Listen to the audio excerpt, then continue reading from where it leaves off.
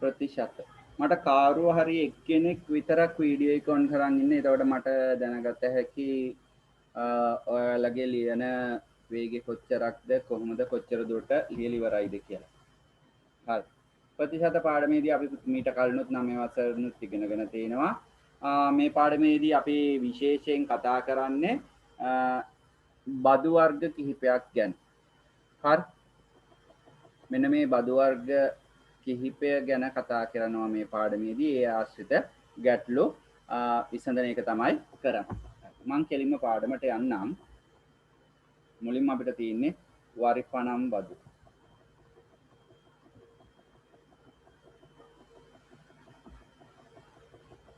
මාතෘකාවක් අනුමාතෘකාව ලියා ගන්න වරිපනම් බදු.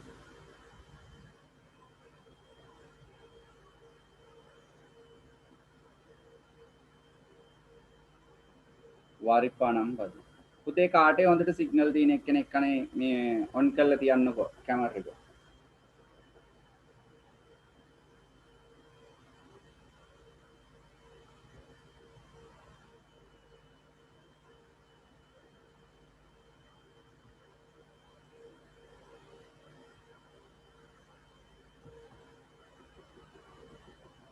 මොකෙක්ටවත් සිග්නල් නැහැ වගේ හරියට නේ. අපේ තරුෂි ඉන්නවා. ඔය ඉන්නේ ලස්සනට. හරි තරුෂි. ඒ තමයි ටිකක් කිමීට ලියාගන්නේ කවන්නේ. එතකොට මේ හොඳයි. මට ඔයාගේ වේගي බලාගත හැකියි. හරි. හොඳයි තරුෂි. හරි. එතකොට පුතේ වරිපනම් බද්දක් කියන්නේ මොකද්ද? මෙතන පැහැදිලි කිරීමක් කරලා තිනවා. වරිපනම් බද්දක් කියන්නේ දැන් අපි ගත්තොත් මහා නගර සභා, නගර සභා, ප්‍රාදේශීය සභා මේ වගේ පළාත් පාලන ආයතන තුල පවතින පුද්ගලයාගෙන් බද්දක් අය කරනවා ඒගොල්ලන්ට සපයන සුබ සාධක සේවා වෙනුවෙන්. ඒ කියන්නේ එම ප්‍රදේශවල නගර සභා ප්‍රදේශවල නගර ප්‍රදේශවල කුණු වස් කරනවා. ඊට පස්සේ අපිට පාර දිගේ විදුලි බුල්බුලු දාලා තිනවා. එතකොට විදුලි බුබුලක් ගියාම ඒගොල්ලෝ දානවා නේ. ඊට පස්සේ පාර කැඩුනහම පොඩ්ඩක් තාර දාලා බොරුවට පොඩ්ඩක් අල්ල තාර ටිකක් දානවා වල වැහෙන්න. ආපහු ටික දවසක් යනකොට ආපහු කැඩලා යනවා. මෙන්න මේ වගේ සේවා සපයනවට ඒගොල්ලෝ පුතේ අය කරගන්නවා බද්දා. හරි.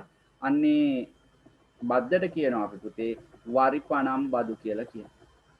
හරි. පළාත් පාලන ආයතනයක් තුල පවතින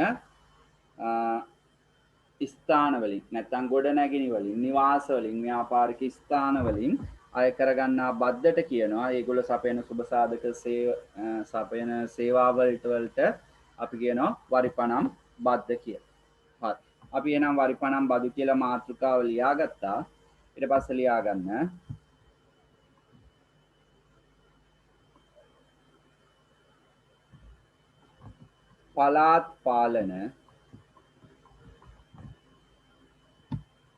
පළාත් පාලන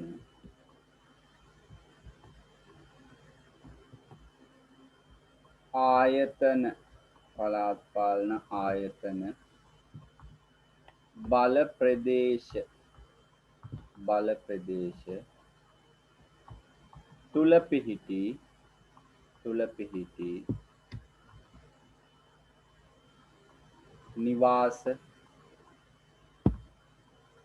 ව්‍යාපාරික ස්ථාන මගේ සිංහල නම් හොඳේ වැරදින්න පුළුවන්. ව්‍යාපාරික ස්ථාන ගොඩනැගිලි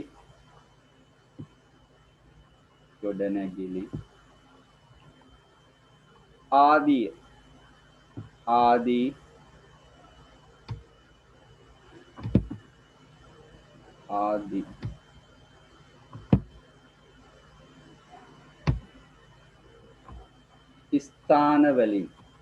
ස්ථාන වලින්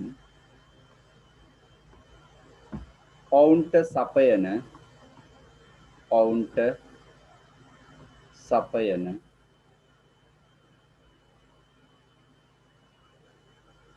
සුබ සාධක සේවා වෙනුවෙන්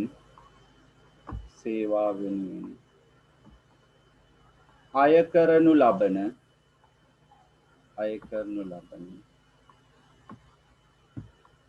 බදු අය කරනු ලබන බදු වරිපනම් බදු වරිපනම් බදු ලෙස හැඳින්වේ වරිපනම් බදු ලෙස හැඳින්වේ.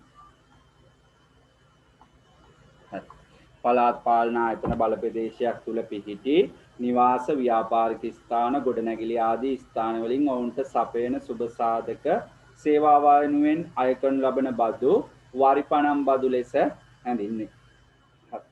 එතකොට පුතේ මෙන්න මේ වරිපනම් බද්ද අය කරන්නේ දැන් අපි හිතමු ගොඩනැගිල්ලක් තියෙන ව්‍යාපාරික ස්ථාන. අපේ කුසුම්සිරි දානවා කඩයක්.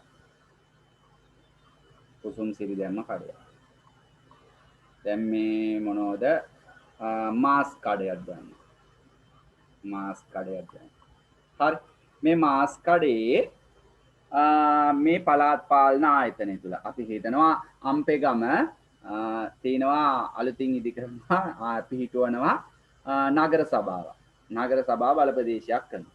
එතකොට මේ අම්පෙගම නගර සභා බල ප්‍රදේශයේ තමයි මේ කුසුම්සිරිගේ මාස් කඩේ තියෙන්නේ. කුසුම්සිරි මාස් කඩේ තියෙන්නේ. මෙන්න මේ පළාත් පාලන ආයතනය අපි හිතමු නගර සභාව විසින් මේ ගොඩනැගිල්ලට වටිනාකමක් දෙනවා වාර්ෂික වටිනාකම වාර්ෂික තක්සේරු වටිනාකම තක්සේරු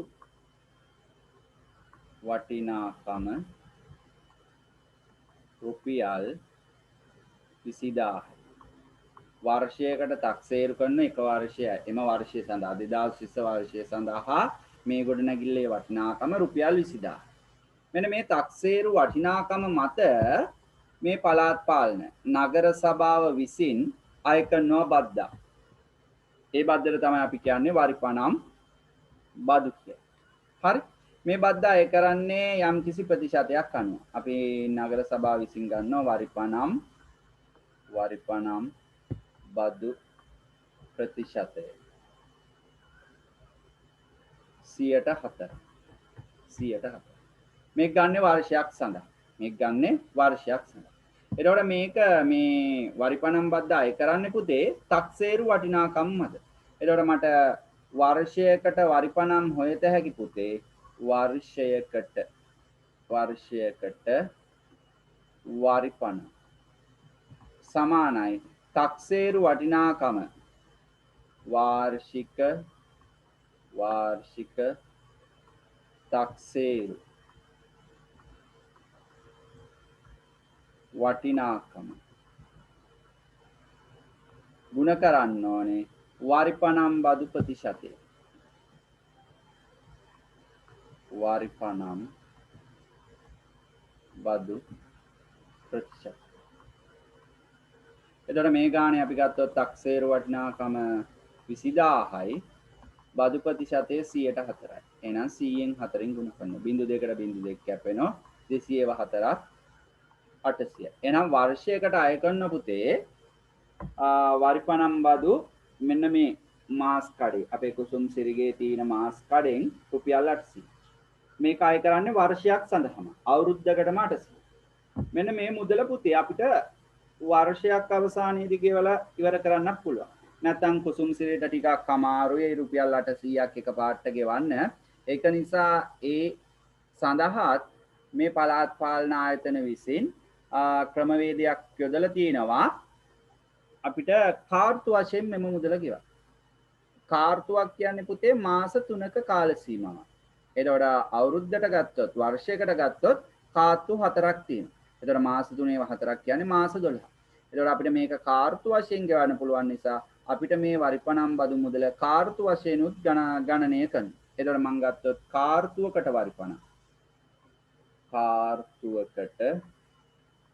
වරිපනම්. කාර්තුවකට වරිපනම් ගත්තොත් පුතේ වර්ෂයකට රුපියල් 800යි වර්ෂයට තියෙන පුතේ කාර්තු 4ක්. එහෙනම් කාර්තුවකට හොයන්න මේ 800 බෙදනවා 4. 800 4ෙන් බෙදුවාම කාර්තුවකට එනවා පුතේ 200. ඔන්න ඔය ආකාරයට තමයි පුතේ වරිපනම් බදු මුදල ගණනය කරන්නේ. හරි. මම ඔය ටිකක් පැහැදිලි කිරීමක් කරේ අවස්ථාවක් අරගෙන අපි ඔයා ඒ පැහැදිලි කිරීමම ගානක් විදිහට ලියාගමු. හරි. ඔයාලට මොනවා හරි අහන්න තියෙනවද? නෑ සර්. නෑනේ. එතකොට මෙන්න මේ මුදල අය කරන්නේ කුමක් සඳහාද?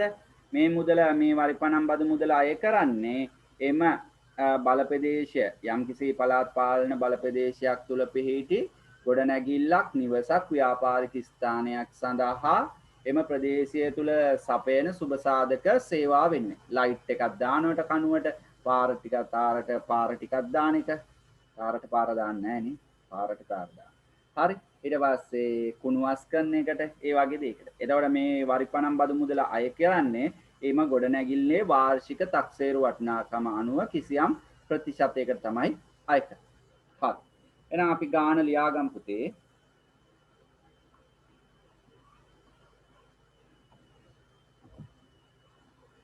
මම මේ කොටස මතනවා.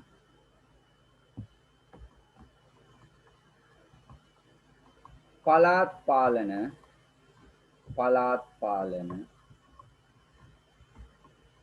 බල ප්‍රදේශයක්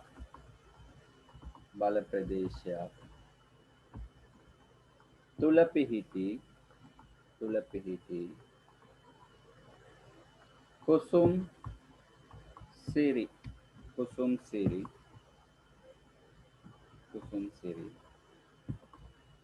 මහතාගේ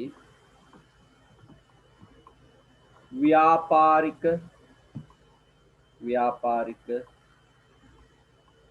ස්ථානයේ වාර්ෂික තක්සේරු වටිනාකම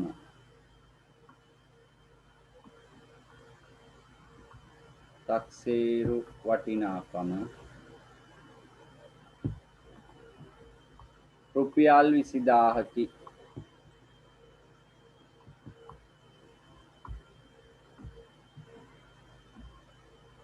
මෙම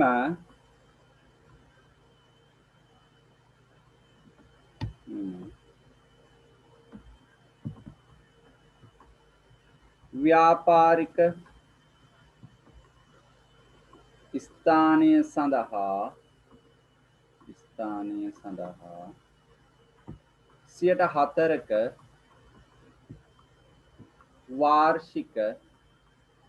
වාර්ෂික වරිපණම් බදු මුදලක් අය ව්‍යාපාර සර් කියන්න පුතේ.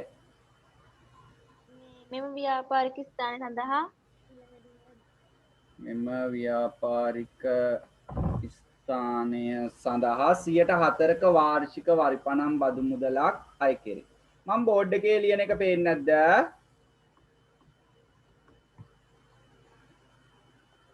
මම බෝඩ් එකේ ලියනවා. පළවෙනි කොටස. වසරකට වරිපණම් මුදල සොයන්න. වසරකට වරිපණම් මුදල සොයන්න. 2 කාර්තුවකට වරිපණම් බදු මුදල සොයන්න. වරිපණම් බදු මුදල. මෙතන බදු වෙන්න ඕනේ. හොඳේ මට කියන්න. වරිපණම් බදු මුදල සොයන්න.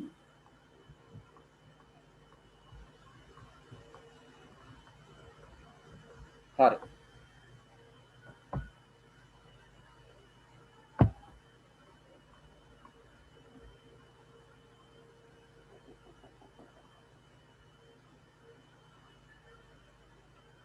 හදන්න පුළුවන්.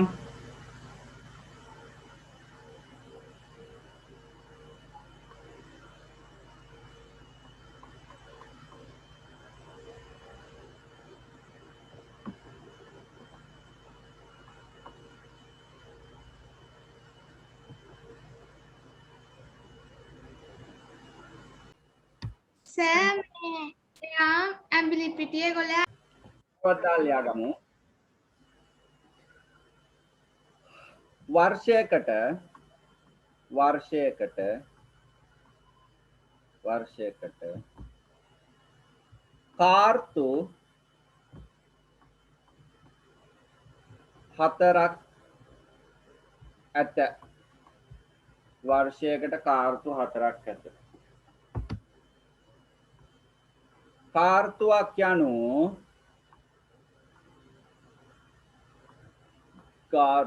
යනු මාස 3ක කාල සීමාවකි.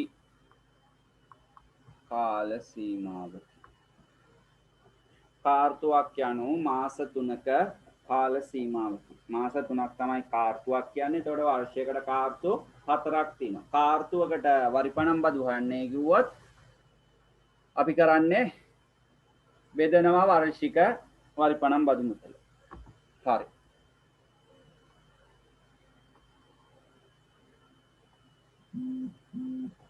අපි තව ගානක් ලියාගමු. ඔයාලා හදන්න. question number 2.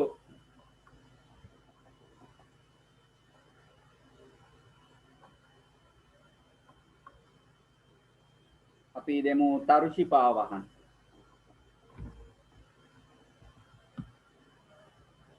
අන්න තරුෂි නා වෙනවා හොඳේ.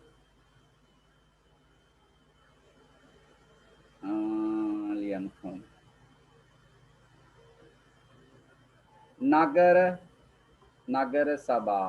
නගර සභා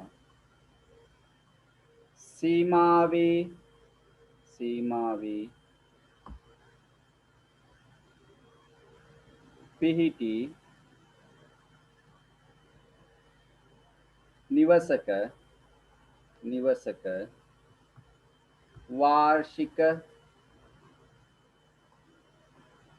තක්සේරු වටිනාකම රුපියල්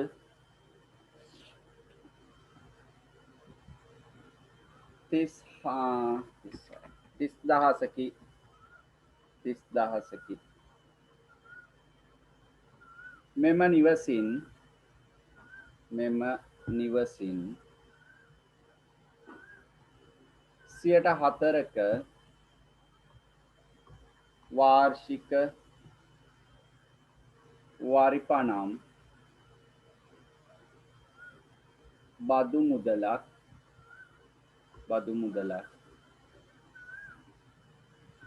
අය කෙරේ.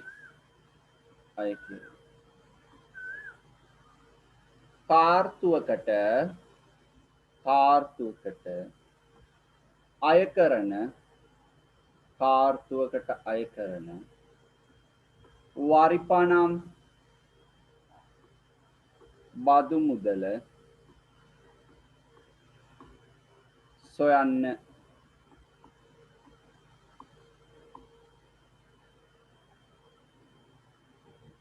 හරි පුතේ හදන්න බලන්න. පුළුවන් ද හදන්න? මුලින්ම මොකද්ද කරන්න ඕනේ පුතේ? වර්ෂයකට වරිපණම් හොයන්න. වර්ෂයකට වරිපණම් හොයලා ඉවරලා කාර්තුවකට හොයන්න. ඒ මුදල 4ෙන් බෙදන්න. එච්චරයි තියෙන්නේ. අයි මේ 104ම දෙන්නේ වරිපණම් බදු ප්‍රතිශතය. සාමාන්‍යයෙන් අය කරන්නේ 104ක් 5ක් ඒ වගේ 6ක් වගේ ප්‍රතිශතයක් තමයි. ඒකයි 104ම යොදාගෙන තියෙන්නේ. හරි. හදන්න ඔයාලා. නෑ සර්.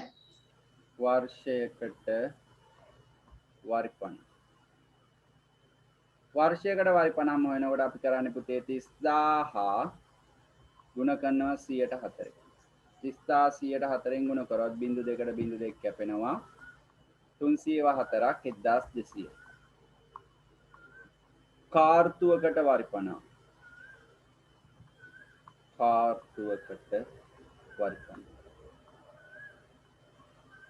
කාර්තුවකට වරිපණම් හොයන පුතේ මෙන්න මේ 1200 බෙදෙනවා. කාර්තු 4ක් තියෙනවා. 1200 4ෙන් බෙදුවාම රුපියල් 300. බොහොම පහසුයි. මෙතන 104න් නිසා මේ මුදලම තමයි මෙතන එන්නේ. රුපියල් 300. හරි නේද තරුෂේ? හරි සර්. හරි. මට තරුෂි විතරයි පේන්නේ. මම ඒකයි තරුෂිගෙන් අහන්නේ. හොඳේ. තරුෂිගෙන් ප්‍රශ්න අහන්න වැඩි. මං හිතන්නේ අක්කද අම්මද කොහේ ඉස්සරහින් ඉන්න මේ hina වෙනවා මම කියන එකනේ. හරි. කවුද ඉන්නේ තරුෂි? akka sir අක්කා. හරි. තුන්වෙනි ගැටලුව.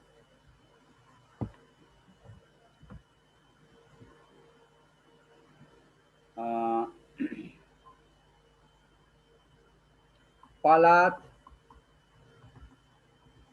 පාලන බල ප්‍රදේශයක පිහිටි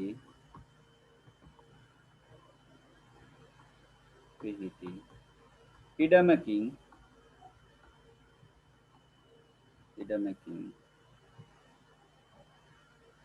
කාර්තුවකට රුපියල් 250ක වරිපනම් බදු මුදලක්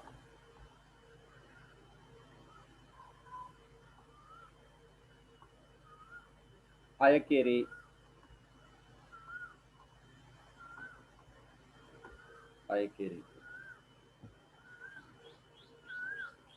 ඉඩමෙහි වාර්ෂික තක්සේරු වටිනාකම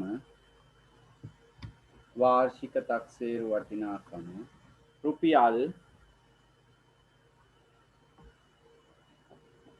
25000කි.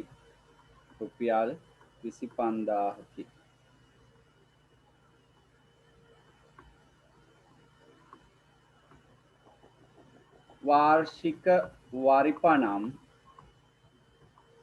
බදු ප්‍රතිශතය සොයන්න.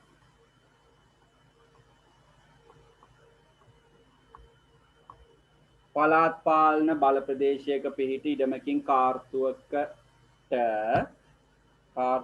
රුපියල් 250ක වරිපනම් මදු මුදලක් අය කරේ.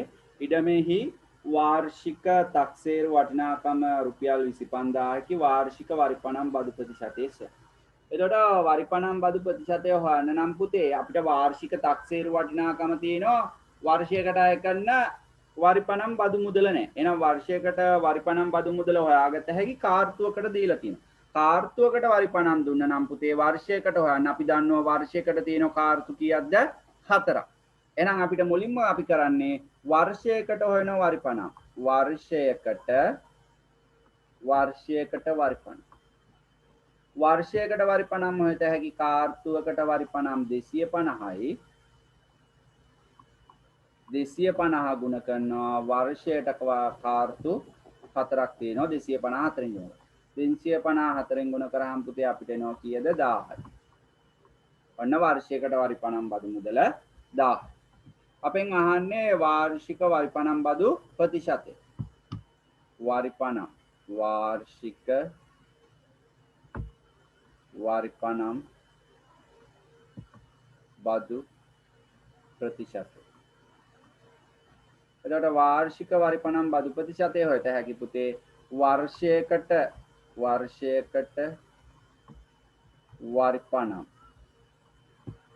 බදු බෙදීම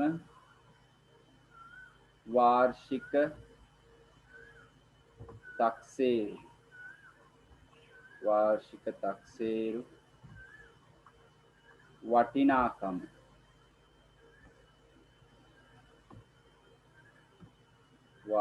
තක්සේරු වටිනාකම ගුණ කිරීම 100%. එතකොට වර්ෂයකට වරිපනම් බදු දන්නවා 1000යි. වාර්ෂික තක්සේරු වටිනාකම 25000. මෙයා ගුණ කරන පුතේ 100%. ඔන්න අපි සුළු කරොත් මේ බිංදු දෙකට බිංදු දෙක කැපෙනවා. මේ බිංදුවකට බිංදුවක් කැපෙනවා. එතකොට අපිට උඩ ඉතුරු වෙන්නේ පුතේ 100 බෙදන්න ඕනේ 25යි. 100 25න් බෙදුවොත් එනවා පුතේ අපිට 100ට 7. හරි. උතුම් හදලත් ඉවරයිනේ. හදාගන්න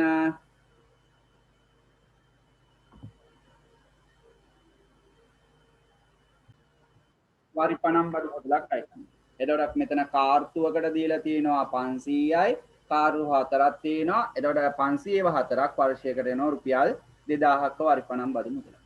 එතකොට මෙන්න මේ වාර්ෂික වරිපනම් බඩු මුදල රුපියල් 2000 කියන්නේ පුතේ ගොඩනැගිල්ලේ වාර්ෂික තක්සේරු වටිනාකමින් 104යි.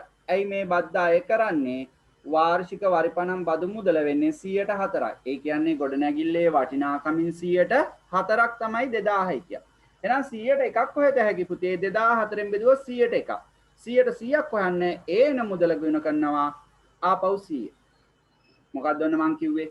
දැන් ඔන්න වර්ෂයකට වරිපනම් ආව 2000යි. 2000 කියන්නේ ගොඩනැගිල්ලේ වාර්ෂික තක්සේරු වටිනාකමින් 104ක්. 104ක් 2000 නම් එකක් හොයත හැකි 2004න් බෙදුවහම 2004න් බෙදෙන මුදල ආපහු 100න් ගුණ කරාම එනවා පුතේ අපිට මොකද්ද? ගොඩනැගිල්ලේ වටිනාකම. හරි. නැත්නම් අපිට ඕක මෙන්න මේ ආකාරයට හොයාගන්න පුළුවන්. මම ආකාර දෙකටම කරලා පෙන්නන්නම්. මේ පැත්තට ගන්නවා අපි වරිපනම් මේ පැත්තට ගන්නවා තක්සේරු වටිනාකම.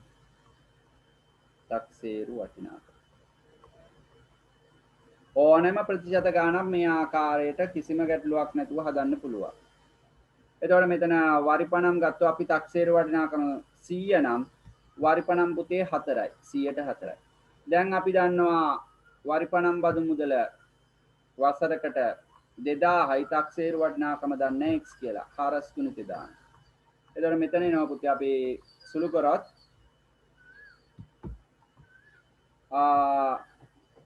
4x වලින් ගුණනාම 4x 2000 ගුණ වෙනවා 100.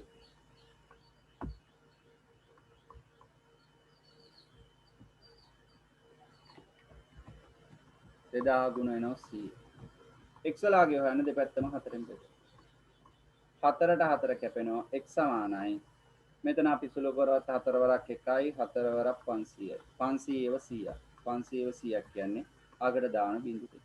එතකොට එනවා රුපියල් 50000. එහෙනම් තක්සේරු වටිනාකම රුපියල් 50000. පැහැදිලිද? ගැටලු තියෙනවද?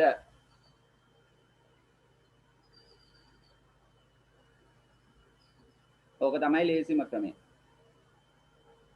ප්‍රශ්න තියෙනවද පුතේ?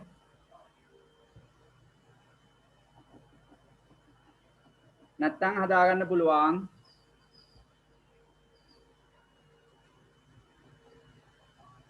ඔතුම්ලටත් මේ පාඩම කරාද? අච්චු පොතේ තියෙන පුතේ 4 වෙනි ගාන තමයි හදන්න ඕනේ. මම මේ රෙකෝඩ් කරන කට්ටියට මට මතක් වෙනවා රෙකෝඩ් එක පුෂ් කරනවා රෙකෝඩ් කරන එකයි. සමහර නිකන් හිස් කාලා පවතිනවන්නේ ඒකයි. හරි? 4 වෙනි ගාන. 4 වෙනි ගාන හදලා මට උත්තරේ දාන්නකෝ. වසරකට වරිපනම් හොයතෑකි පුතේ කාර්තුවකට 1200යි 1204ක් 1204ක් එනවා අපිට 4800යි වසරකට වරිපනම්. ඊට පස්සේ අපිට හොයන්න ඕනේ තක්සේරු වටිනාකමනේ. මට මෙන්න මේ විදිහටත් හොයන්න පුළුවන්. හොඳේ. මේ ගාන හැදුවේ ඒ ආකාරයටත් අදලා පෙන්නන්න. තක්සේරු වටිනාකම. තක්සේරු වටිනාකම. එතකොට මෙතන අපිට වරිපනම් අය කරන්නේ 108යි. තක්සේරු වටිනාකමින් 108ක් අය කරනවා. එහෙනම් 108ක් තමයි 4800 කියන්නේ. 100ට එකක් හොයාගන්න අපි 4800 8ෙන් බෙදලා 100ෙන් ගුණ කරනවා. 100ට 100 හොයාගන්න. එතකොට 8ෙන් බෙදුවොත් 8 වරක් 1යි 48ට 6යි බිංදු 2යි 600යි 600ට බිංදු දෙකක් දැම්මම 100ෙන් ගුණ වෙනවා. ඒ කියන්නේ රුපියල් 60000. හරි කට්ටිය උත්තරේ වල තියෙනවා. අපිට අර විදියට ඇදුවොත් අන්න මම මේ පැත්තේ ලියා ගන්න තක්සේරු වටිනාකම. මේ දෙපැත්තේ ලියන නම් දෙක මාරු වුණාට කමක් නැහැ. තක්සේරු වටිනාකම මේ පැත්තේ වරිපණ. හරි. තක්සේරු වටිනාකම 100 නම් වරිපණම් 8යි 108යි. තක්සේරු වටිනාකම දන්නේ වරිපණම් 4800යි. හරස් ගුණිතේ දානවා. හරස් ගුණිතේ දැම්මම අපිට එනවා පුතේ 8යි x සමානයි 4800 ගුණ කිරීම 100. එතකොට x වලගේ හොයන්න දෙපැත්තම 8ෙන් බෙදෙනවා. මේක තමයි පහසුම ක්‍රමය. 8ට 8 කැපෙනවා 8 වරක් 1යි 8 වරක් 6යි. 600 ගුණ කරාම 100න් 60000. ඕන පුතේ වරිපණම් ඉවරයි. වරිපණම් කියන්නේ එතකොට පළාත් පාලන ආයතන ප්‍රදේශයක් තුල පිහිටි එක් නිවාස ගොඩනැගිලි ව්‍යාපාරික ස්ථාන සඳහා කරන බදු මුදලට කියන අපි වරිපණම්. ඊළඟට අපිට යන්න තියෙන්නේ ඊළඟ බද්ද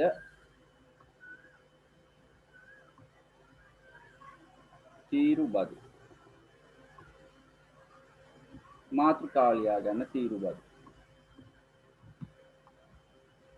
මේවා අය කරන්නේ තීරු වලට කඩලා.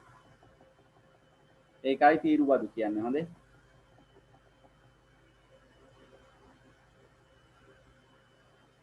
අර්ධ පබෝද ප්‍රබෝදා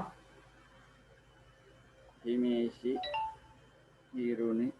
හිරුනි ගියාද මන්ද? හරි. මොකද්ද තීරු බදු කියන්නේ? තීරු බදු කියන්නේ තීරු වලට තමයි අය කරන්නේ. ඒක නිසා අපි කියන තීරු බදු නේද තරුෂේ? එහෙමද? නෑ, එහෙම නෙමෙයි.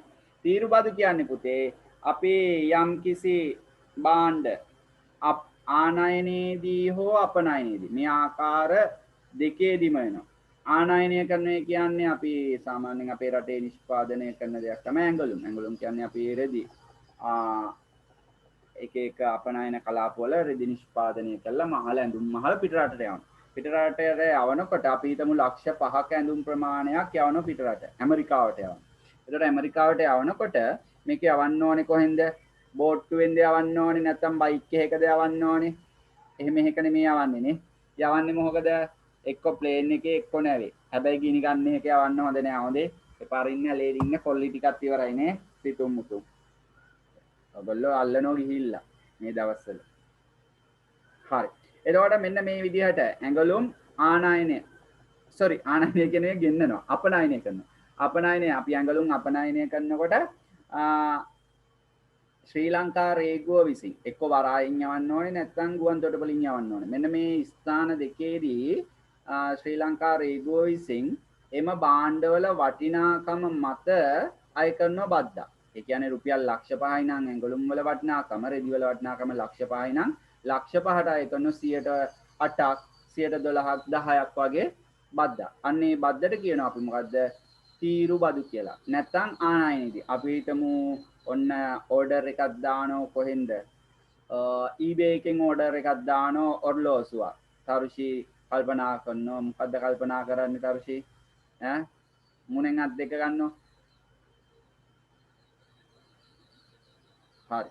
එතකොට අපි ඔර්ලෝසුවක් ඕඩර් කරොත් අපි පිටරටක ඉඳන් ඕඩර් කරොත් ගේනකොට අපි තම බයික් එකක් ගේනකොට ආනයනය කරනකොට ඒකට බද්දක් අය කරනවා. සාමාන්‍යයෙන් වාහනයක් වගේනකොට 500ක්. අපි හිතමු බයික් එක රුපියල් 100 නම් 500ක් බදු අය කරනවා. එතකොට 500යි 100යි රුපියල් 600ක් වෙනවා බයික් එක. ඇත්තම කතාව ඕක. ඒ තරම් වටනවා අපේ ලංකාවට එනකොට. ඒ රටවල් වල ඉන්න නිෂ්පාදන සමාගම් පුදුම වෙනවා මේ රටේ භාණ්ඩ වල වටිනාකම බැලුවහම. ওই වාහන වල එහෙම. ජපානි මිනිස්සු උඩ යනවා. ජපානයේ ලක්ෂ 5යි නම් කාර් එක මෙහෙනෝ ලක්ෂ 20ක් විතර එනවා. ජපානයේ ලක්ෂ 5යි මේ ලක්ෂ 20යි. ඒ තරම් හොඳයි බදු. හැබැයි ඇමතිලට යන් කට්ටියට එහෙම බදු නෑ. සාමාන්‍ය පොඩි විදියට මිනිස්සුන්ට විතරයි. තෙලුත් වැඩි කරානේ. හැමදේම වැඩි වෙනවා ඉන්නේ. හරි. එතකොට තීරු බද්දක් කියන්නේ පුතේ භාණ්ඩ ආනයනයේදී හෝ අපනයනයේදී ශ්‍රී ලංකාව රේගුව විසින් එම භාණ්ඩවල වටිනාකම මත අය කරන බදු මුදලට කියනවා අපි මොකද්ද? තීරු බදු කියලා. මේක අය කරන්නේ ශ්‍රී ලංකා රේගුවෙන් මේක යන්නේ එතකොට ශ්‍රී ලංකා රජය. හරි. මාතෘකාව ලියුව නේද තීරු බදු කියලා. තීරු බදු කියලා අපි මේ කොටසම මෙහෙම්ම ලියාගමු. මෙන්න මෙතන ඉඳන්. සමහර භාණ්ඩ ආනයනයේදී සහ අපනයනයේදී එහි වටිනාකමින් කොටසක් රජයට බදු ලෙස ගෙවී යුතුය. එසේ අය කරන බදු මුදල තීරු බදු ලෙස හැඳින්වේ. එම බදු මුදල් අය කරනු ලබන්නේ ශ්‍රී ලංකා රේගු දෙපාර්තමේන්තුව මගින්. මෙතන ඒ කෙටියෙන්ම තියෙන එක. තවත් ඕකේ ලියන්න ගියොත් තවත් වැඩි වෙනවා. මේ ටික ලියා ගන්න පුතේ තීරු බදු කියන්නේ මොකක්ද කියලා.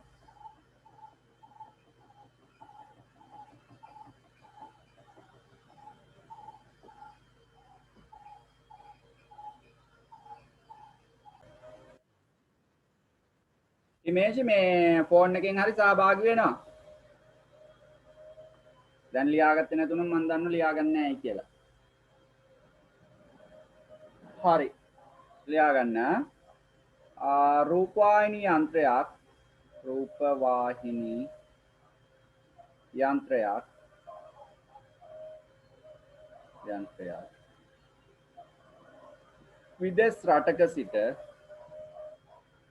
විදේශ රටක සිට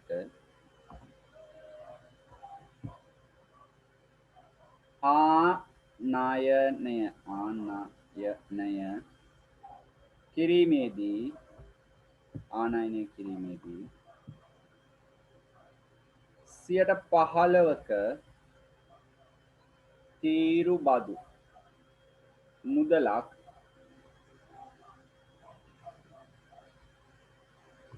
අය කෙරේ.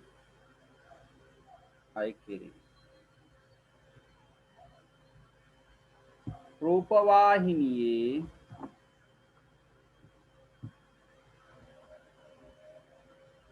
වටිනාකම රුපියල් 20000කි.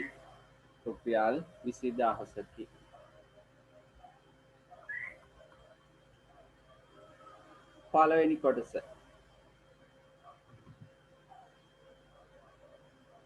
අය කරන තීරු බදු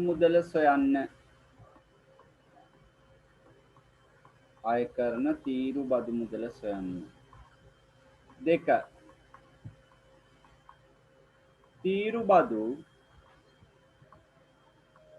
අය කිරීමෙන් පසු රූපවාහිනියේ වටිනාකම සොයන්න.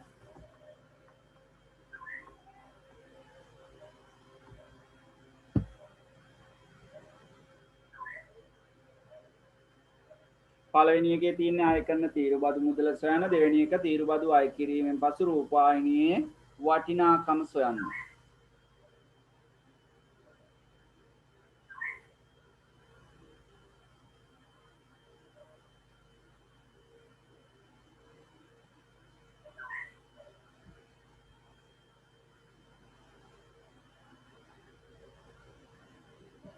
හරි.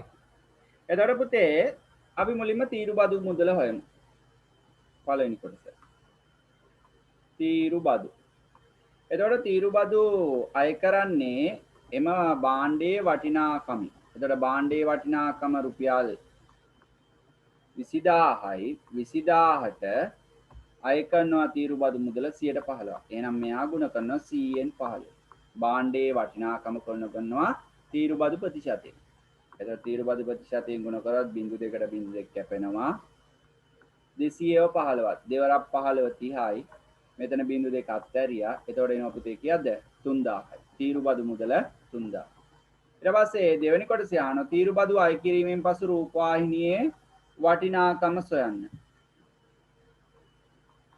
තීරු බදු අය කිරීමෙන් පසු වටිනාකම. එතකොට රූපවාහිනියේ වටිනාකම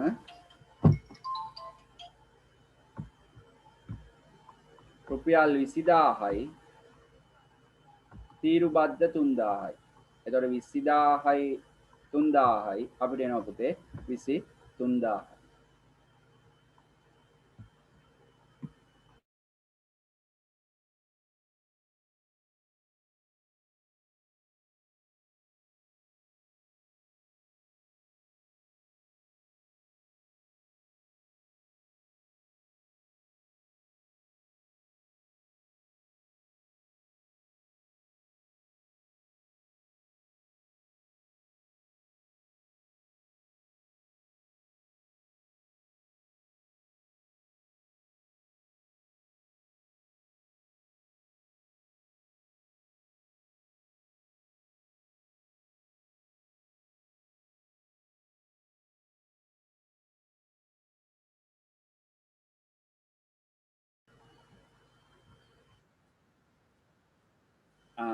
අපි ගමු ඊට පස්සේ යතුරු පැදියක් යතුරු පැදියක වටිනාකම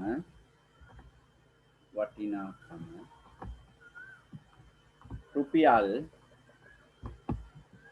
කීයක් දාන්නද යතුරු පැදියක් 1,20,000ක් 1,20,000ක් එම යතුරු පැදිය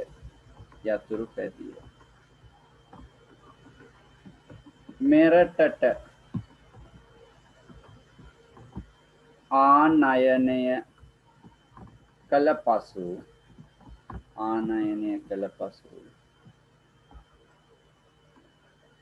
තීරු බදු මුදලත් සමග එහි වටිනාකම රුපියල් 1,50,000කි 1,50,000කි පළවෙනි කොටස අයකර ඇති තීරු බදු මුදල සොයන්න අයකර ඇති තීරු බදු මුදල සොයන්න 2 තීරු බදු ප්‍රතිශතය සොයන්න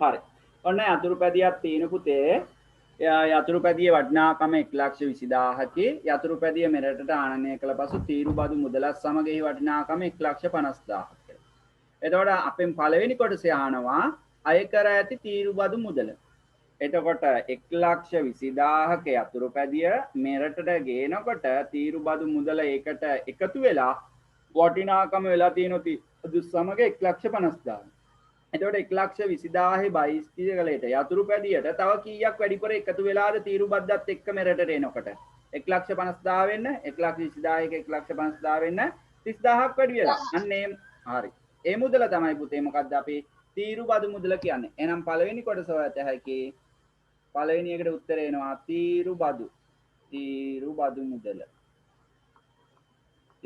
මුදල 1,50,000න් අඩු කරන්න ඕනේ 1,20,000 එතකොට 1,20,000ක් අඩු වුණොත් පුතේ අපිට එනවා රුපියල් 30,000යි එහෙනම් තීරු බදු මුදල රුපියල් 30,000 තීරු බද්ද රුපියල් 30,000ක් අය කරලා තියෙනවා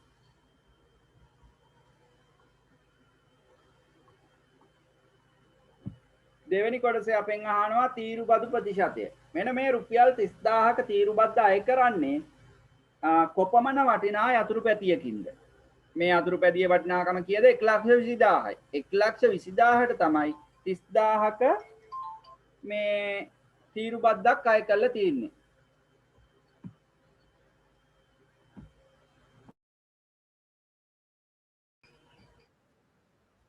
හරි එතකොට පුතේ තීරු බදු ප්‍රතිශතය හොයත හැකි අපිට තීරු බදු ප්‍රතිශතය එනවා තීරු බදු මුදල බෙදන්න ඕනේ අපි ගත්තොත් භාණ්ඩයේ වටිනාකම භාණ්ඩයක් වෙන්න පුළුවන් නැත්නම් යන්ත්‍රයක් වෙන්න පුළුවන් අපි පොදුවේ ගමු භාණ්ඩයේ වටිනාකම ගුණ කිරීම 100% එතකොට මෙතන අපිට තීරු බදු මුදල ඇවිල්ලා රුපියල් 30,000යි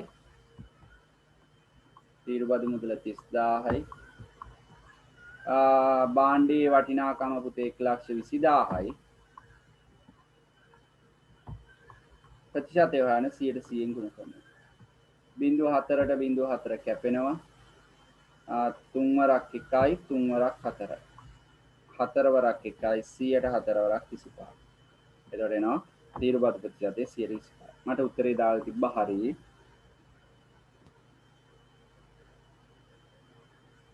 හදාගන්න.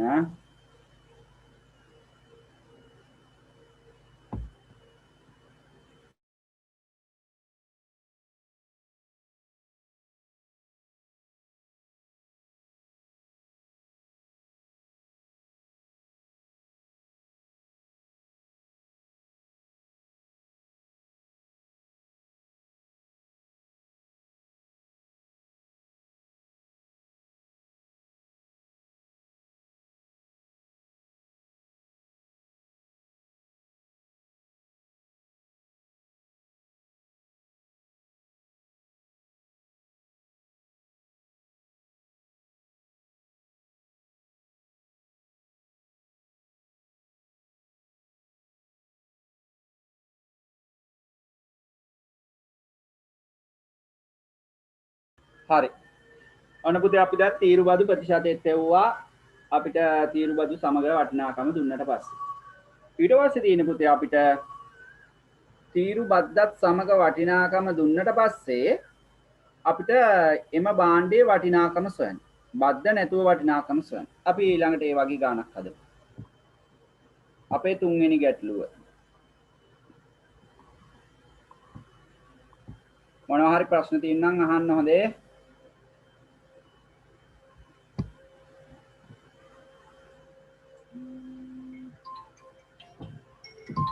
කෝල් වලින් ඉවරයක් නෑ හොඳේ. පාරේ කෝල් එනවා එක දිගට.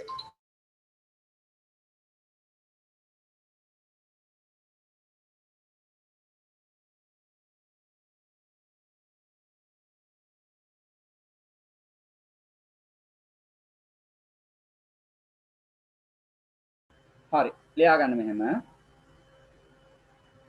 මෙරට සිට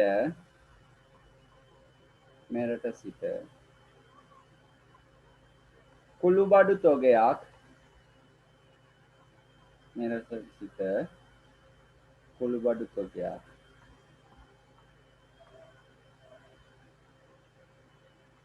අපනයන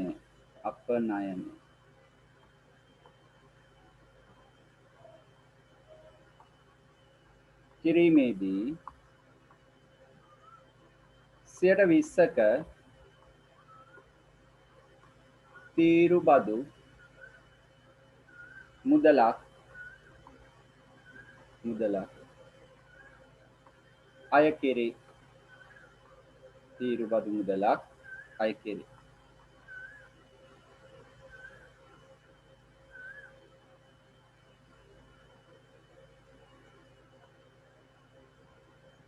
තීරු බදු අය කිරීමෙන් පසුව කුළුබඩු තොගයේ වටිනාකම රුපියල් ලක්ෂ 6කි.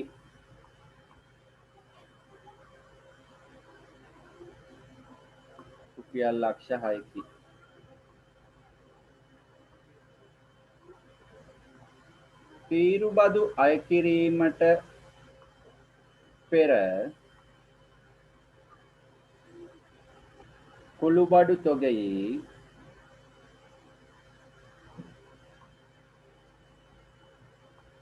වටිනාකම සොයන්න.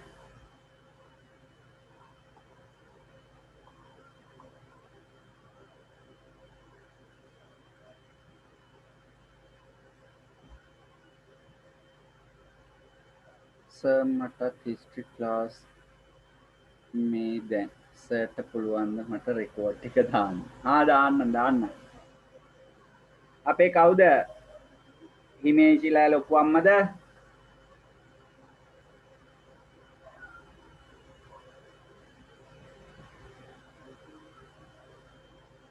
හරි. එයාත් දාගන්නේ මගේ වෙලාවටනේ. අනිත් දවසේ පරක්කු වෙලා දාගන්නේ කියනවා. මට බණින්නත් නැහැ මගේ යාළුවෝ හොඳේ. දැන් රෙකෝඩ් එකෙත් ඕක තියෙනවා. හරි. ඔන්න පුතේ මෙරට සිට කුළුබඩු තොගයක් අපනයනය කිරීමේදී 20%ක තීරුබඩු මුදලක් අය කෙරේ. තීරුබඩු අය කිරීමෙන් පසු කුළුබඩු තොගයේ වටිනාකම රුපියල් ලක්ෂයකි. තීරුබඩු අය කිරීමට පෙර කුළුබඩු තොගයේ වටිනාකම සොයන්න. හදන්න පුළුවන්ද? දැන් පුතේ අපි හිතන්නකො මෙහෙම. අපි අපනයනය කරන කුළුබඩු තොගයේ රුපියල් 100 නම් තීරුබද්ද 20යි. 100 නම් 20යි තීරුබද්ද. එතකොට තීරුබද්දත් සමග වටිනාකම කීයද?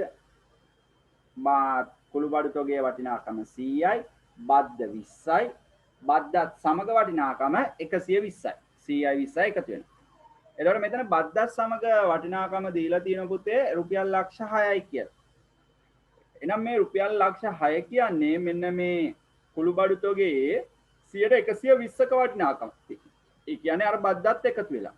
එතකොට අපිට එකක හොයත හැකි ලක්ෂය 120ෙන් බෙදුවාම එතකොට මේ කුළුබඩු තොගයේ වටිනාකම කියන්නේ 100%. එයා 120ෙන් බෙදලා 100ෙන් ගුණ කරාම වටිනාකම එනවා. ඕක අපිට අර ආපු අර දෙපැත්තේ ලියලා මං හදන්නේ ගාන. හරස්කුණිත දාලා ඒ විදිහට හිතන්නත් පුළුවන්. අපි ගන්නවා මේ විදිහට. කුළුබඩු තොගයේ වටිනාකම. මේ පැත්තට ගන්නවා. මේ අපි ලියමු තොගේ වටිනාකම කලින්. තීරුබදු මේ තීරුබදු රහිතව තීරුබදු අය කරන්නේ නැතුව. කුළුබඩුනේ කොහමද? මේ පැත්තට ගන්න තීරුබදු සහිතව. අපි කුළුබඩු තොගේ වටිනාකම තීරුබද්ද නැත්තම් පුතේ 100යි 100ක තීරුබද්දක් අය කරනවා නම් එතකොට 20ත් එක්ක තීරුබදු සහිතව 120යි. දැන් තීරුබදු රහිතව වටිනාකම දන්නේ. තීරුබදු සහිතව වටිනාකම රුපියල් ලක්ෂ 6යි. එතකොට අපි මෙතන හරස් ගුණිතය දැම්මොත් අපිට එනවා 120යි x සමානයි ලක්ෂ 6 ගුණ කිරීම 100. x වල අගය හොයන්න දෙපැත්තම 120ෙන් බෙදනවා. 120ට 120 කැපෙනවා x සමානයි. මෙතන අපි ගත්තොත් බිඳුවට බිඳුව කැපුණා. 12ක් අපත හැකි 12ක් 1යි 60ට 5යි ඉතිරි වලට බිඳුව. එතකොට මෙතන එනවා 5000ක් ලක්ෂ 5යි. 5000කට බිඳු දෙකක් ගන්න. එහෙනම් තීරුබද්ද නැතුව වටිනාකම එනවා ලක්ෂ 5යි. මොනවා හරි අහන්න තියෙනවද? හරි නේද? එහෙනම් පුතේ ලියා ගන්න. ගැටලු තියෙනවා නම් අහනවා.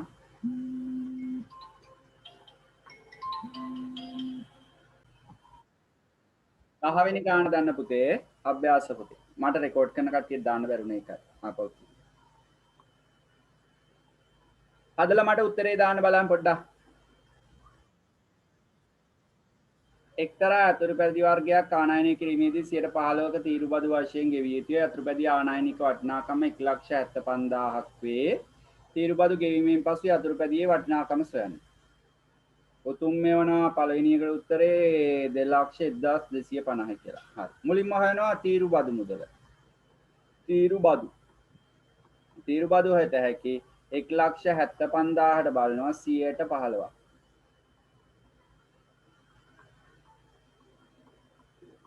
බිඳු දෙකට බිඳු දෙක සුළු වෙනවා 175 ගුණ කරන්න ඕනේ 15. 5 පහ 25න් පහ දෙකක් ඉතිරි 5 7 35යි 2යි 37යි 3ක් ඉතුරුයි 5 1 5යි 3යි 8යි.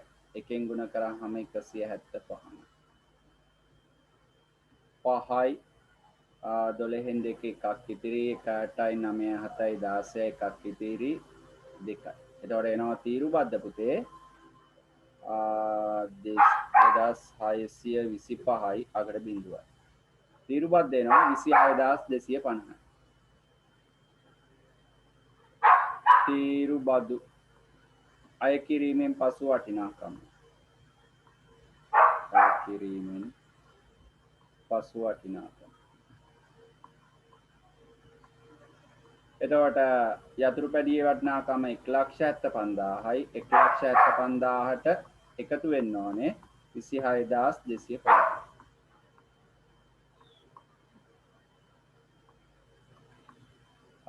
බිඳුවයි 5යි 2යි 6යි 5යි 11යි එකක් ඉතිරි එකත් එක්ක 8යි 2යි 10යි 1යි 2යි.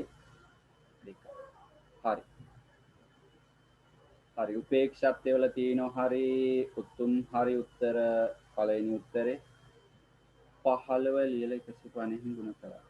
උතුම්. ඔය ඒත් කමන්නේ 115 ගුණ කරත් කමන්නේ බද්දත් එක්ක වටිනාකම. ගැටලුවක් නැහැ.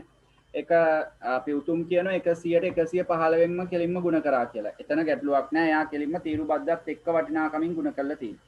එහෙම හැදුවත් හරි. ඊට පස්සේ දෙවෙනි කොටස කියනවා වියදමෙන් 10%ක ලාභයක් ලැබෙන සේ යතුරු පැදිය විකිණිය යුතු මිල කොපමණද කියලා අහන්න. එතකොට වියදම ඇවිල්ලා පුතේ අපිට තියෙනවා රුපියල් 2,1250ක්. එහෙනම් අපිට ලාභය හොයත හැකි මේ මුදලෙන් 10%ක්. 2,1250 ගුණ කරනවා 10%. ලාභය හොයන්න. 100න් ගුණ කරොත් බිඳුවට බිඳුව කැපුණා මේ බිඳුවට බිඳුව කැපුණා. අපිට ලාභය එන රුපියල් 20,125. විකිණිය යුතු මිල. අපි කරන්නේ වටිනාකම ආවා තීරුබද්දත් එක්ක 2,01,250යි. මෙයා බලාපොරොත්තු වෙන 10% ලාභය 20,125. මේ දෙක එකතු කරනවා. එකතු කරාම අපිට එනවා පුතේ 5යි 5යි 2යි 7යි 1යි 2යි 1යි 3යි 1යි බිඳුවයි 1යි බිඳුවයි 2යි 2යි මෙතන 2යි. රුපියල් 2,21,375.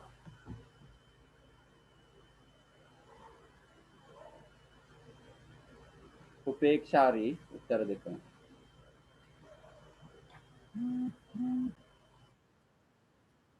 මාතෘකාව ආදායම් බදු.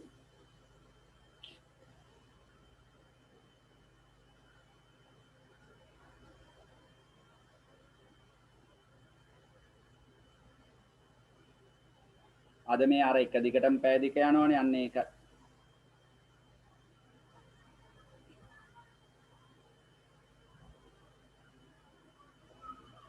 හරි. මොකද පුතේ ආදායම් බදු කියන්නේ? දැන් අපි ඉගෙන ගත්ත වරිපණම් බදු ඉගෙන ගත්තා, තීරු බදු ඉගෙන ගත්තා. දැන් ඉගෙන ගන්න තියෙන්නේ ආදායම් බදු. ආදායම් බදු කියන්නේ පුතේ පුද්ගලයෙකුගේ ආදායම රජය විසින් සීමා කරන පනවනු ලබන යම්කිසි සීමාවක් ඉක්මවනවා නම් එතනින් ඒ අපි හිතමු මේකේ තියෙන විදිය ලක්ෂ 5යි. ලක්ෂ 5ට වඩා දැන් අපි හිතමු තරුෂිගේ ආදායම අපොයි කැස්සකුත් තියෙනවා. හරි. ආදායම අපේ කාගේ කවිනිගේ ආදායම රුපියල් ලක්ෂ 8යි. වාර්ෂිකයට. හරි වර්ෂයකට. ඒගොල්ලෝ කියන වාර්ෂික ආදායම කවිනිගේ ලක්ෂ 8යි. ලක්ෂ 8යි නම් ලක්ෂ 5 ඉක්මනනේ. ඒකට 5ට වඩා උපයලා තියෙන ලක්ෂ 3ක් වැඩි කුර. අන්න ඒ ලක්ෂ 3 සඳහා එකන පොලියක් කවිනි කීයක්ද? ඒක එක එක මට්ටම් වලදී විවිධ ආකාරයට තියෙනවා. මෙතනදී අපිට දක්වලා තියෙනවා ඊළඟ ලක්ෂ පාට 4යි 8යි 12යි 16යි 20යි 24යි එන්න වැඩි වෙනවා. මේ උපුටගෙන තියෙන්නේ 2013 මහ බැංකුව වාර්තා අනුව. මේ ආකාරයට තමයි විභාගිතාන්නේ 4 8 12 කියන ප්‍රතිශත වලට තමයි යන්නේ. හරි. එතකොට අපි දැනගෙන තියෙන්න ඕනේ ආදායම් බද්ද කියන්නේ මොකද්ද පුතේ?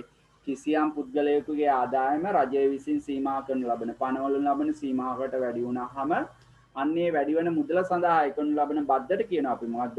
ආදායම් බද්ද. සාමාන්‍යයෙන් අපේ පූජනීල චතුනිල වගේ ව්‍යාපාරිකයන්ගෙන් තරුශිල වගේ ඒ වගේ ධනවත් පුද්ගලයෙකුගෙන් අය කරන මුදල් තමයි ආදායම් බදු කියන්නේ. ඔය ඩොක්ටර්ස්ලා වෙන්න හිතාගෙන ඉන්නවා අනාගතයේදී කට්ටිය. ඒ වගේ පුද්ගලයන්ට මුණ පාන්න වෙනවා. ඒක නිසා ගාන්ට ආදායම් බැලන්ස් කරගන්න ඕනේ. හරිද? ආදායම් බදු කියන එක අපි ලියා ගමු. පූජනීට නෙමෙයි මං කිව්වේ හොඳේ. මට එක්කෙනෙක් මැසේජ් එකක් දාන පූජනීටලු ඒ කිව්වේ.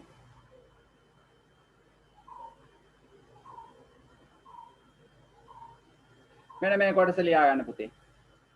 ඔයාලට පේනව නෑ?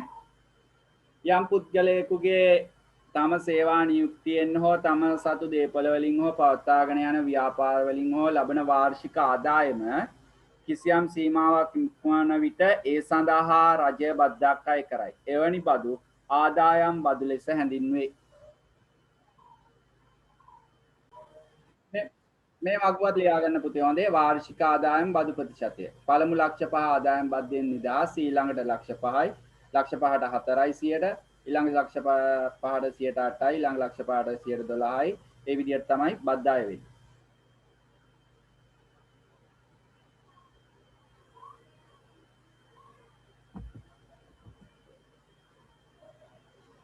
වගුව ලියාගෙන මේ ටික ලියා ගන්න පුතේ. පහත ගැටලුව විසඳීමේදී මෙම වගුවේ දැක්වෙන ආකාරයට බදු අය කරනු ලැබේ.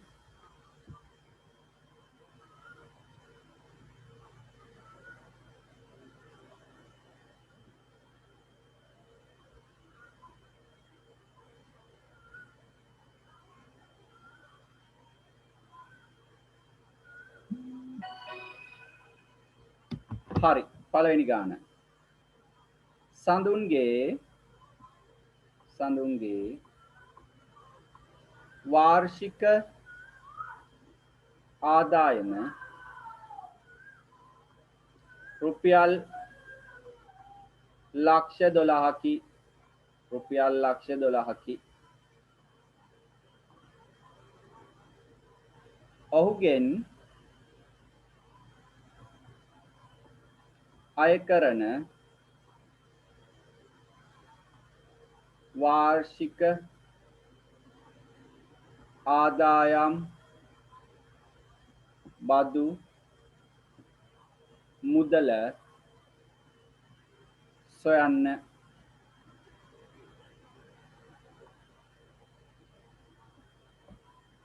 සඳුන්ගේ වාර්ෂික ආදායම රුපියල් ලක්ෂ 12කි. ඔහුගෙන් අය කරන වාර්ෂික ආදායම් බදු මුදල සොයන්න.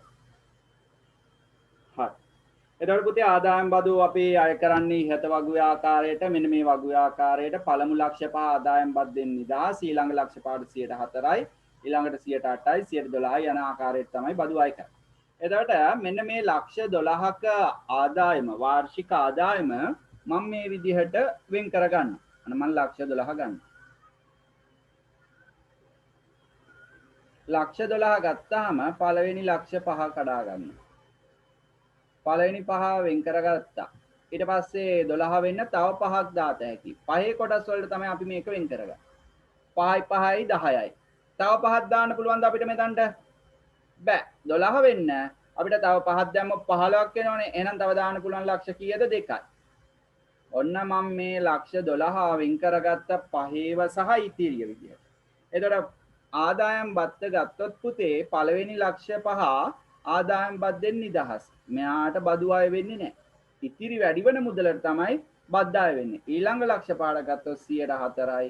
ඊළඟ ඉතිරි ලක්ෂ 2ට අය වෙනවා 108යි. නියපොතු කන්න හොඳ නැහැ බඩේ අමාරු හැදේවි. එතකොට අපි ගත්තොත් පුතේ මුලින්ම හොයනවා ඊළඟ ලක්ෂ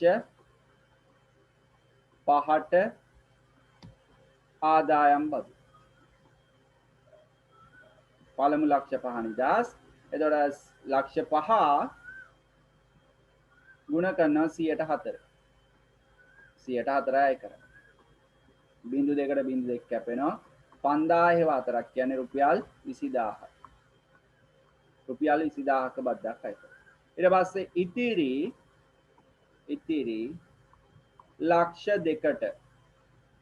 ලක්ෂ 2කට ආදායම් බදු. ලක්ෂ 2ට අය කරන්නේ පුතේ 108යි. 108න් ගුණ කරනවා. බිංදු දෙකට බිංදු දෙක කැපෙනවා. 2008ක් රුපියල් 16000යි. මුළු ආදායම් බදු මුදල මුළු ආදායම් බදු මුදල. එතකොට මුලින් තියෙනවා 20000ක් ඊළඟට තියෙන 16000. 20000යි 16000යි අපිට එනවා පුතේ රුපියල් 36000. ආදායම් බද්ද රුපියල් 36000. හරි බොහොම පහසුයි වැඩේ. හදා ගන්නකෝ.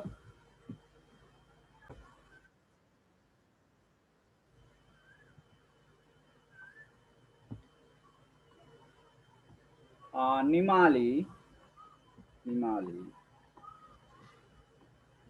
තම වාර්ෂික ආදායම සඳහා රුපියල්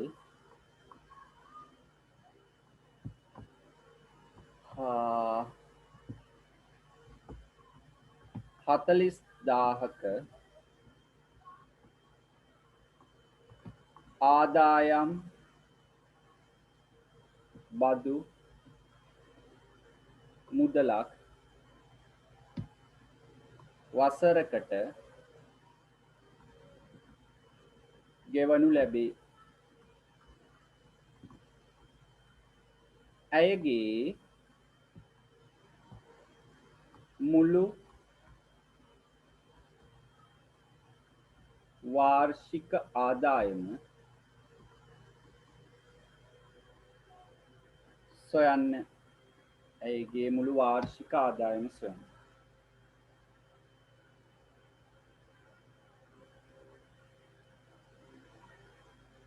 හරි. එතකොට පුතේ මෙයාගෙන් අය වෙන ආදායම් බද්ද දීලා වාර්ෂික ආදායම අහන්න. අපි ඇත්තටම දන්නේ මෙයාගේ බද්ද කොච්චරද කියලා. හරි. බද්ද නෙමෙයි ආදායම කොච්චරද කියලා දන්නේ. එතකොට මම ආදායම ගන්නවා අපි i කියලා ගමු ඉන්කම් කියලාම. හයි. ආදායම සමානයි පළවෙනි ලක්ෂ 5 ගත්තොත් පුතේ ලක්ෂ 5ට වඩා අනිවාර්යෙන්ම මෙයා උපයලා තියෙන්නේ අපේ ආදායම් බදු ගෙවන්න නම් මේක නිදහස් වෙනවා. මේක නිදහස්. ඊළඟට මෙයා උපයලා මීට වඩා අමතර උපයන මුදලනේ සඳහානේ අපි ආදායම් බදු අය කරන්නේ. මම මේ මුදල ගන්නවා x කියලා. හරි x වෙන්නත් පුළුවන් ඊට වඩා වැඩි වෙන්නත් පුළුවන්.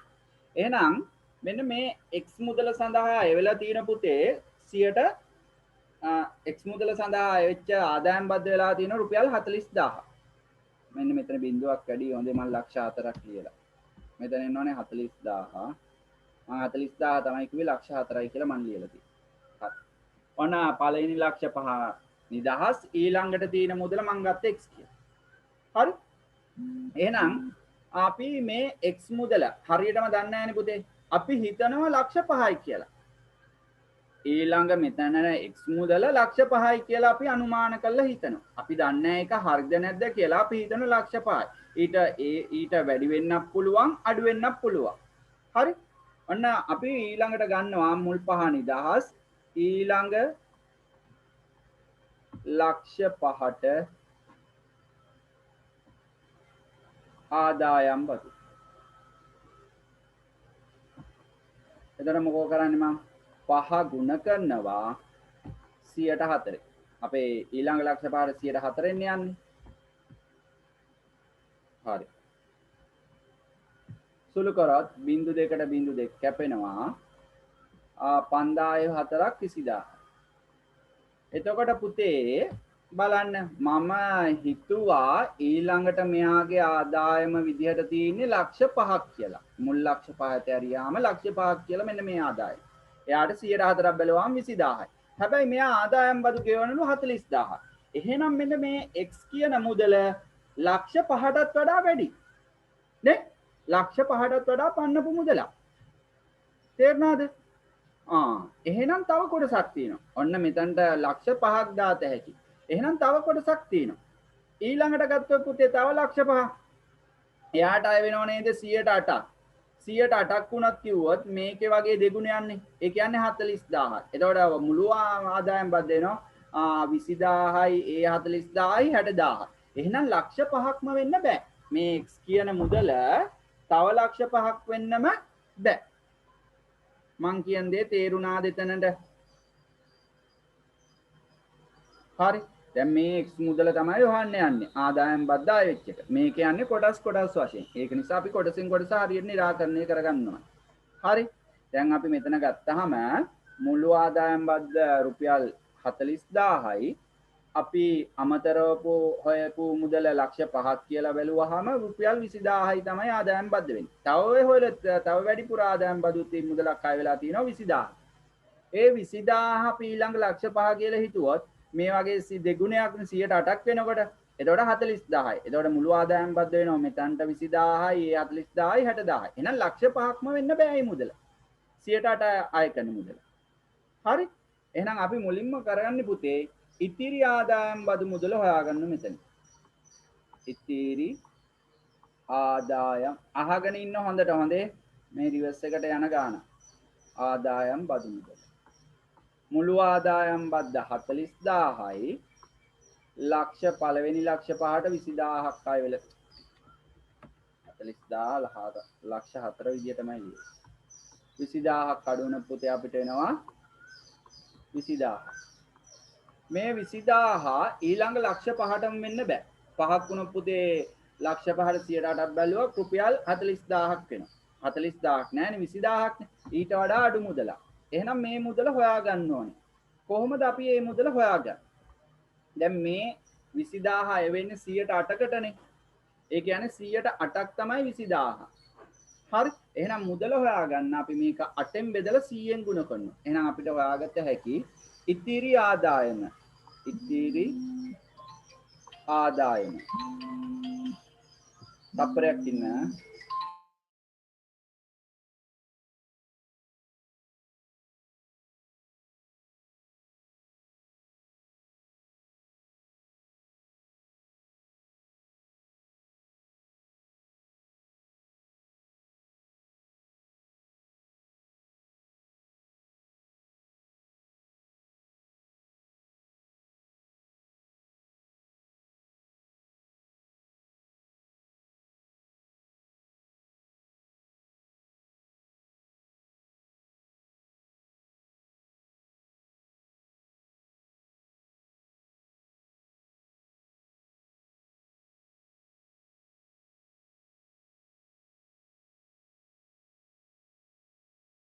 ආයි මොහොත හැකි පුතේ මේ 20000 ඇවිල්ලා 20000 අය වෙලා තියෙන්නේ 108කට. හෙලෝ තාත්තේ කොහෙද දන්නේ දැන්?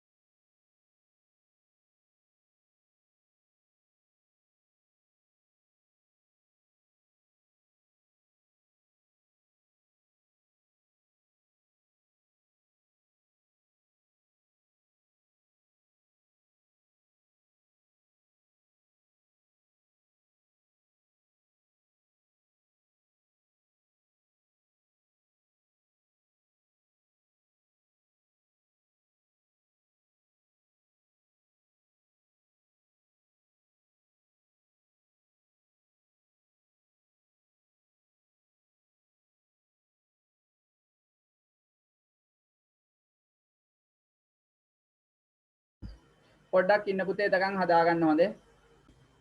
හරි. එතකොට මෙතන මුළු ආදායම් බදු මුදල රුපියල් 40000යි. අපි අය කරන ආදායම i කියලා අරගෙන පළවෙනි ලක්ෂ 5 ගන්නවා. ඒක නිදහස්. ඊළඟට ඉතිරි ආදායම x කියලා ගන්නවා. මේ x මුදල අපි ලක්ෂ 5ක් කියලා ගත්තොත් x මේ ලක්ෂ 5ට 104ක් බැලුවාම 20000යි. හැබැයි මෙතන මුළු ආදායම් බදු මුදල 40000ක් වෙන නිසා ඉතිරි ආදායම් බදු මුදල හොයාගත හැකි 40000න් මේ 20000 අඩු කරාම 20000යි. හරි.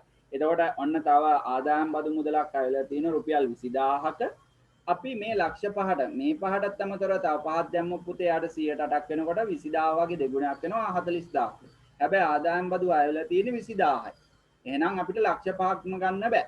ඒ කියන්නේ ඊට වඩා අඩු මුදලක්. එහෙනම් ඉතිරි ආදායම හොයත හැකි පුතේ මෙන්න මේ ඉතිරි ආදායම් බදු මුදල අය කරන්නේ 108ක බදු ප්‍රතිශතයක් යත්තේ. ඒ කියන්නේ 108ක් තමයි 20000 කියන්නේ. එහෙනම් 108ක් 20000 නම් එකක් හොයන්නේ 8න් බෙදලා 100න් ගුණ කරනවා. එතකොට 8න් බෙදුවාම 2500 100න් ගුණ කරාම රුපියල් ලක්ෂ 5ක් එනවා. රුපියල් 250000ක් වෙනවා. sorry 250000ක් වෙනවා. එතන මුළු ආදායම හොයත හැකි පළවෙනි ලක්ෂ 5 ඊළඟට 20000ක් අය වෙච්ච රුපියල් ලක්ෂ 5 ඊට පස්සේ 20000ක් අය වෙච්ච රුපියල් 250000. එතකොට මුළු ආදායම වෙනවා පුතේ රුපියල් 12 ලක්ෂ 50000ක මුදලක් ආදායම් කරලා. ඔන්න අපි ওই වගේ ගානක් මට මතකයි 10 වසර ඔයාලට කලින් ඉටි කට්ටියගෙන් මේ වගේ රිවර්ස් එකට ගානක් ඇහුවා. වාර විභාගෙදී. හොඳේ දකුණු පළාත් එකේදී. ඒ වගේම ඔලෙල් විභාගෙත් ඇහුවා වගේ මතකයි. හරි. ඒක නිසා මේක පොඩ්ඩක් නැවත ගාන බලන්න. මම පුතේ අදට නවත්තන්නම් ඊට පස්සේ තියෙන එකතු කළාගේ මතබද්දයි සුළු පොලියේ ඒ ටිකත් කරොත් ඔක්කොම අච්චාරු වෙන නිසා මම අදට නවත්තනවා.